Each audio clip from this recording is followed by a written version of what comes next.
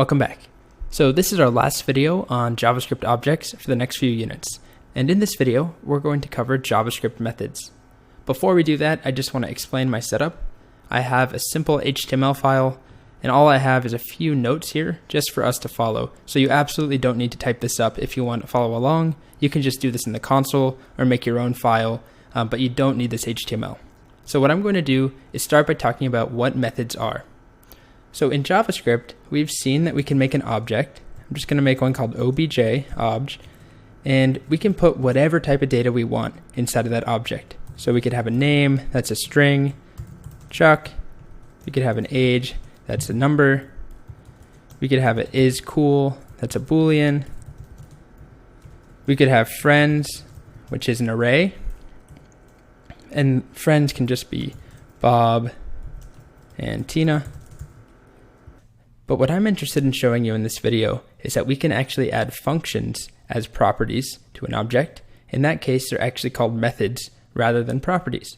So again, a method is just a function that is a property inside of an object. So I can make one here. Let's just call it add. Add is a function, and it takes two numbers, x and y, and all that it does, if I indent this properly, is return x plus y. So the big thing that's new here is that we're just adding a function. It doesn't matter what the function does. Any function will work here, and we're just setting it as a value for the property add. So if I hit enter here and we look at obj, you can see it's an object, and we have age 45, friends, an array, is cool, false, name, Chuck, and then add is a function. So if we wanted to call add, we can't just write add anymore. What we need to do is write obj.add, just like this, and then let's give two numbers, 10 and 5, and we get 15. So calling it works the same way. We need our parentheses, we need arguments. The only difference is it's not just on its own like this, it's actually now inside of the obj object. So this might look a little bit familiar from something like this, console.log. Exactly the same format, and it turns out that the console is an object and log is a method on that object, and we're calling it just like we called object.add. So they work exactly the same way. So you might be wondering, why would we ever want to add a method to an object? Why not just have our functions defined separately like this? Why do we need to add it inside of the obj object? There's a few reasons. The first is that it helps you keep your code organized, so you can group things logically together. To illustrate one of the benefits of adding your functions as methods on an object, I'm going to do a quick example here. So we're going to go back to our favorite example of cats and dogs, and let's say that I wanted to make a method called speak. And let's suppose I wanted to make a function called speak. And speak, all that it needs to do is return woof. So this is for a dog. Return woof, and that's it. Very simple. And I can call speak like this, and I get woof.